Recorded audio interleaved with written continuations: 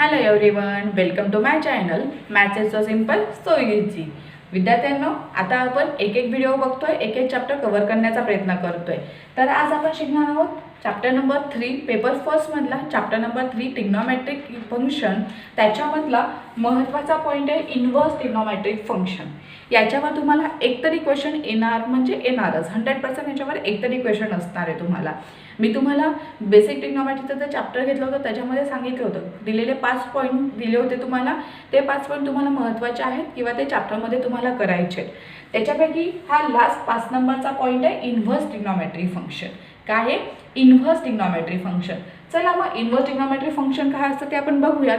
पण त्याच्या पहिले जर माझ्या चॅनलला तुम्ही सबस्क्राईब केलं नसेल, लाईक केलं नसेल किंवा व्हिडिओ शेअर्स केले नसतील तर प्लीज ते करा, जेणेकरून तुमच्यासोबतच 12वीचे जे काही विद्यार्थी आहेत त्यांना ही इन्फॉर्मेशन मिळावं, त्यांना हे चॅप्टर सोपं जावं, हे टॉपिक त्यांना समजावे, त्या दृष्टीने सगळ्यांना शेअर करा. ओके, चला मग बघूयात इन्व्हर्स ट्रिग्नोमेट्रिक फंक्शन.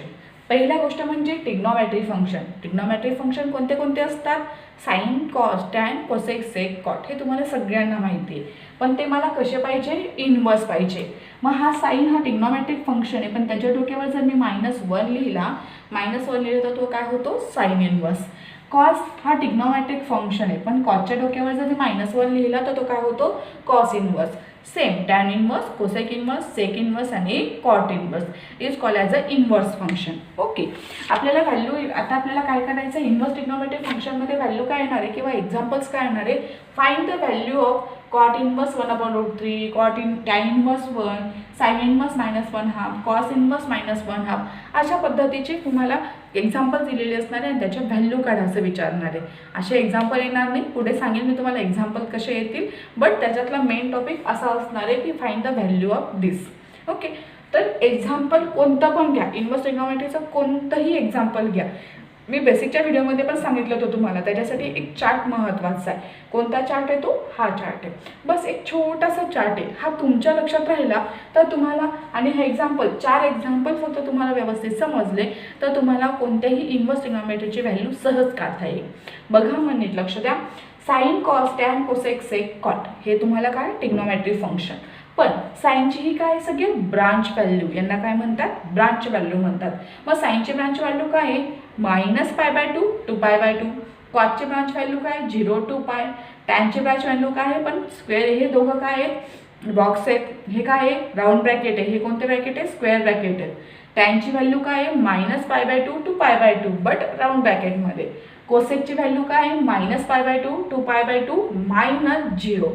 म्हणजे याच्यामध्ये -π/2 to π/2 चालेल, पण 0 आला तर तो चालणार नाही, म्हणून त्याला काय केलेले? मायनस केलेले. सेकची ब्रांच व्हॅल्यू काय आहे? 0 to π, पण त्याच्यामध्ये मला π/2 चालणार नाही. आणि कॉटची ट्रिग्नोमेट्री व्हॅल्यू काय आहे? 0 to π, पण कशामध्ये? राऊंड ब्रॅकेटमध्ये. तर एवढा ब्रांच व्हॅल्यू टेबल तुम्हाला लक्षात ठेवायचा आहे किंवा हा चार्ट लक्षात ठेवायचा आहे. आणि त्याच्यानंतर सगळ्या टाईपचे एक्झाम्पल घेतले. जर निगेटिव्ह साईन आलं, निगेटिव्ह व्हॅल्यू असेल तर कसं करायचं आहे, एखादी व्हॅल्यूचं ब्रांच व्हॅल्यूमध्ये बसली नाही तर एक्झाम्पल कसं सोडवायचं आहे, किंवा एखादी बसत असेल तर कसं सोडवायचे, हे 4 एक्झाम्पल्स आपण घेऊयात. त्याच्यावरून तुम्हाला कोणतंही एक्झाम्पल सोडवता येणार आहे. चला मग स्टार्ट करूया एक्झाम्पलला. बघा, पहिलं एक्झाम्पल घेतलं मी कॉट इन्व्हर्स 1/√3. काय घेतलंय? Cot inverse 1/√3. बघा, गिव्हन काय दिलेलं आहे तुम्हाला? नीट लक्ष द्या. Cot inverse 1/√3. बघा, काय करायचं? Let x is equal to, जे काही दिलंय ते त्याला काय मानून घ्यायचं? x मानून घ्यायचं. x is equal to cot inverse 1/√3. मी कॉट इन्व्हर्स 1/3 गिवन दिले, त्याला फक्त काय मानलं? x मानलं. जेव्हा बघा, जेव्हा प्लस असेल इकडे गेलं तर काय होतं? मायनस. मायनस इकडे असेल तर इकडे गेल्यावर काय होतं? प्लस. तसंच इन्व्हर्स ट्रिग्नोमेट्रिक फंक्शन जर दुसऱ्या साईडला गेलं तर साधं फंक्शन होतं, साधं फंक्शन दुसरीकडे गेलं तर इन्व्हर्स होतं. मग मी कॉट इकडं केला तर काय मिळणार आहे मला? कॉट हा काय असणार आहे? x is equal to 1/√3. आता मला काय मिळालं? Cot x is equal to 1/√3. मग आता याच्यासाठी परत मला काय लागणार आहे? व्हॅल्यू टेबल लागणार आहे. ट्रिग्नोमेट्रिक व्हॅल्यू टेबल तो तुमच्या लक्षातच असला पाहिजे किंवा तो इम्पॉर्टंट आहे, तो तुम्हाला माहितीच पाहिजे.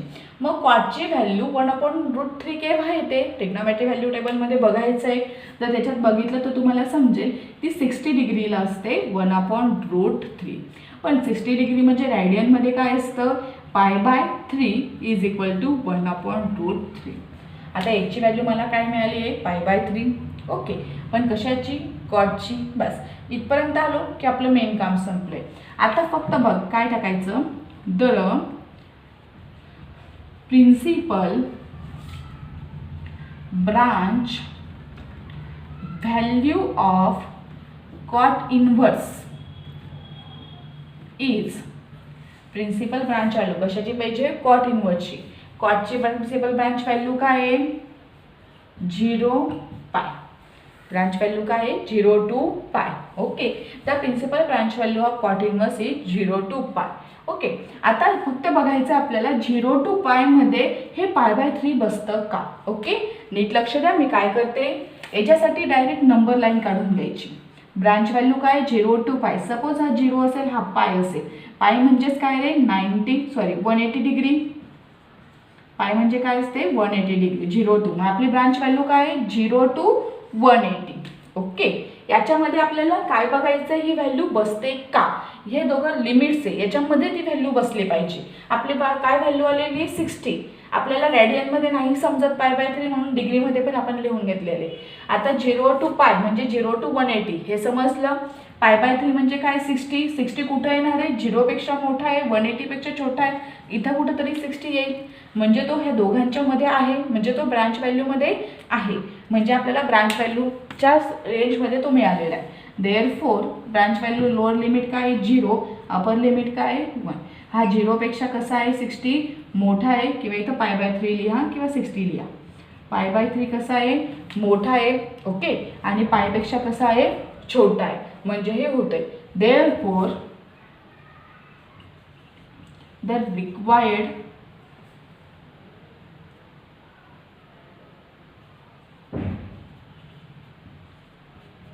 Value is π/3. झालं एक्झाम्पल. समजलं, सोपं आहे. नीट लक्ष द्या. परत एकदा सांगते, एक्झाम्पलसाठी महत्त्वाचा काय, ब्रांच व्हॅल्यूचा चार्ट महत्त्वाचा आहे. बघा, दिलेलं एक्झाम्पलला एक्स माना, इनव्हर्स इकडे आला तर कॉट एक्स झाला. एक्सची व्हॅल्यू काढा डिग्रीमध्ये पण आणि रॅडियनमध्ये पण. बस त्याची ब्रांच व्हॅल्यू लिहा, त्या ब्रांच व्हॅल्यूमध्ये ही व्हॅल्यू बसते का एवढं चेक करा, विषय संपला. बसत असेल तर तीच व्हॅल्यू तुमची काय असते, आन्सर असते. असेच एक्झाम्पल, मग कोणतंही एक्झाम्पल येऊ द्या, त्याच्यापैकी ब्रांच व्हॅल्यू ती लिहायची, त्याच्यामध्ये ती व्हॅल्यू बसते का एवढं चेक करायचं, विषय संपला. क्लिअर झालं, समजलं सगळ्यांना एक्झाम्पल. ओके, अजून एक एक्झाम्पल घेऊया की तुम्हाला जेणेकरून क्लिअर होईल. गिवन काय दिलेलं नेक्स्ट एक्झाम्पल, टॅन इनव्हर्स 1. एक्सला काय म्हणा, टॅन इनव्हर्स 1. टॅन इकडे गेल्यानंतर काय होईल, tan X is equal to काय येईल, 1 येईल. Tan X is equal to काय येईल, 1 येईल. मग आता टॅनची व्हॅल्यू केव्हा असते, 1. टॅनची व्हॅल्यू काय पाहिजे, 1. केव्हा असते पण ती, 45 डिग्रीला. टॅनची व्हॅल्यू 1 केव्हा असते, 45 डिग्रीला. पण रॅडियनमध्ये कोणती डिग्री येणार आहे, π/4. त्याच्यामुळे आपला काय झाला, काय मिळाला, थिटा काय मिळाला किंवा एक्स काय मिळाला, π/4 मिळाला. आता विषय संपला. आपल्याला आता काय बघायचं, principal branch value. The principal branch value of कशाची पाहिजे मला, टॅन इनव्हर्स इज. टॅनची ब्रांच व्हॅल्यू काय आहे ती लिहा, -π/2 to π/2. क्लिअर झालं. आता परत नंबर लाईन बघा, ही नंबर लाईन आहे. ओके, -π/2, π/2 180, 180/2 म्हणजे 90, म्हणजे -90 to 90. ही आपली काय झाली ब्रांच व्हॅल्यू. पण आपल्याला काय पाहिजे, 45 दोघांमध्ये बसतात, येतात. -90च्या इकडे आणि 90च्या इकडे, म्हणजे आपल्या ब्रांच व्हॅल्यूमध्ये ती व्हॅल्यू येते. म्हणून काय लिहाल, लोअर लिमिट काय आहे -π/2, अपर लिमिट काय आहे π/2. 45 हा याच्यापेक्षा मोठा आहे, म्हणजे π/4 याच्यापेक्षा मोठा आहे आणि याच्यापेक्षा छोटा आहे. Therefore the required value is π/4. Clear. मग त्याच्यासाठी तुम्हाला कॉस येऊ द्या, टॅन येऊ द्या, साईन येऊ द्या, कोसेक येऊ द्या, काहीही येऊ द्या, ट्रिग्नोमेट्री व्हॅल्यू टेबलने तुम्हाला ही थिटा काढायचा आहे. प्रिन्सिपल ब्रांच व्हॅल्यू बघायची, त्या प्रिन्सिपल ब्रांच व्हॅल्यूमध्ये आपली व्हॅल्यू बसते का हे चेक करा. बसत असले तर तीच व्हॅल्यू तुमची काय असते, मेन फायनल व्हॅल्यू असते जी इनव्हर्स ट्रिग्नोमेट्री काढण्याची. क्लिअर झालं सगळ्यांना, समजलं. हे दोन एक्झाम्पल. चला नेक्स्ट थर्ड एक्झाम्पल बघा, काय दिलेलं आहे गिवन, साइन इनव्हर्स -1 हा. आता बघा प्लस व्हॅल्यू आपण घेतलेले आहे ते चेक केलेलं आहे. आता व्हॅल्यू कशी आहे -1/2 आहे. गिवन मी सांगितलं काय करायचं, let x is equal to sine inverse -1/2. Okay, sine इकडे गेला तर काय झाला, sine x is equal to -1/2. Okay, मग बघा साइनची व्हॅल्यू -1/2 पेक्षा फक्त काय पाहिजे मला 1/2 पाहिजे. हे लक्षात घ्या. मायनस साईन नंतर आपण कन्सिडर करू. फक्त साईन काय 1/2 केव्हा असते 30 डिग्रीला. कोणते असते 30 डिग्रीला. हे व्हॅल्यू टेबलमधून तुम्हाला समजणार आहे. पण 30 डिग्री म्हणजे काय असतं π/6 इज इक्वल टू -1/2. ओके, पण हा कसा आहे मायनस आहे म्हणून याला पण मी काय करते मायनस करते. म्हणजे साइन -π/6 इज इक्वल टू काय येतं -1/2 येतो. म्हणजे आपला हा थीटा काय झालेला आहे मायनस झाला आहे. एवढं लक्षात ठेवायचं. ओके, म्हणजे मला आता मिळाला थीटा काय मिळालेला आहे -π/6 मिळाला आहे. म्हणजेच काय मिळालेला आहे -1/2 मिळाला आहे. बस आता लगेच principal branch value the principal branch value of कशाची पाहिजे साइनची. साइन इनवर्स इज काय -π/2 टू π/2. ओके, बघा मग -π/2 टू π/2 म्हणजेच -90 टू 90. याच्यामध्ये 30 बसतो का, बसतो. -90 पेक्षा मोठा आहे आणि 90 पेक्षा छोटा आहे. म्हणजे लोअर लिमिट -π/2. याच्यामध्ये हा आपला 30 नाही आहे, काय आहे -30 आहे. काय आहे मायनस सॉरी लक्ष द्या इथं नक्की. हा नुसता 30 नाही आहे, काय आहे -30. इथं पण काय येईल -30. आता -30 येतो का, पण -30 40 50 60 70 80 90 येतात. म्हणजे 90च्या पहिले येतोय. मग ती मायनस साईन आपल्याला इथं कन्सिडर करायची आहे. -30 बसताय का याच्यामध्ये, हो बसतोय. म्हणजे याच्यापेक्षा काय मोठा आहे, काय -π/6 आणि π/2 पेक्षा कसा आहे छोटा आहे. तो यांच्यामध्ये येतोय. म्हणून गिवन इक्वेशन गिवन आन्सर काय आहे -π/6. π/6 येणार नाही, नुसतं काय येईल π/6 आहे. दिस इज द रिक्वायर्ड आन्सर. म्हणजे याच्यावर काय शिकलो, मायनस साईन असेल तर फक्त आन्सर काय येईल मायनसमध्ये. ते पण मायनस असो किंवा प्लस, त्या ब्रांच व्हॅल्यूमध्ये बसतंय काय एवढंच लक्षात ठेवायचं. बसत असलं तर इट्स ओके, तीच तुमचं काय झालं आन्सर झालं. क्लिअर झालं सगळ्यांना. प्लसचे पण उदाहरणं पाहिले, मायनसचे पण उदाहरणं पाहिले. बट हे एक्झाम्पल सगळे ब्रांच व्हॅल्यूमध्ये बसलेले किंवा त्यांच्या रेंजमध्ये असलेले आपण घेतले आहेत. नेक्स्ट एक्झाम्पल आपण बघूया जे ब्रांच व्हॅल्यूमध्ये बसते का ते चेक करूया. नेक्स्ट एक्झाम्पल काय आहे, कॉस इनवर्स -1/2. कॉस इनवर्स कशाची व्हॅल्यू काढायची -1/2ची. आपला एक्स माना. Let X is equal to cos inverse -1/2. Cos inverse गेला इकडे तर काय येईल cos X is equal to -1/2. कॉसची व्हॅल्यू 1/2 केव्हा असते ट्रिग्नोमेट्री व्हॅल्यू टेबलनुसार केव्हा असते 60 डिग्रीला. पण कशी येईल -60 डिग्री इज इक्वल टू -1/2. पण 60 म्हणजे काय असतं π/3 इज इक्वल टू -1/2. ओके, म्हणजे आपली मेन व्हॅल्यू काय मिळाली -π/3. बस काय लिहाल आता, the principal branch value of cos inverse. Principal branch value of कशाची पाहिजे कॉसची. बघा कुठं काय दिलेली कॉसची व्हॅल्यू 0 टू π. काय दिले 0 टू π. परत काढा आपली नंबर लाईन. हा काय आहे 0, π म्हणजे काय आहे 180. त्याच्यामध्ये -60 बसतोय का -60. 0च्या पुढे सगळे काय असतात पॉझिटिव्ह नंबर असतात. -60 कुठे येणार आहे 0च्या इकडे येणार आहे. म्हणजे ह्या रेंजमध्ये आपला नंबर बसत नाही. Upper limit 0, lower limit 0, upper limit मग याच्यामध्ये याच्यापेक्षा मोठा आहे का तो -π/3 नाही आहे. हे नाही लिहिलं तरी चालेल. तो 0पेक्षा मोठा नाही आहे म्हणजे आपल्याला ही व्हॅल्यू चालणार नाही.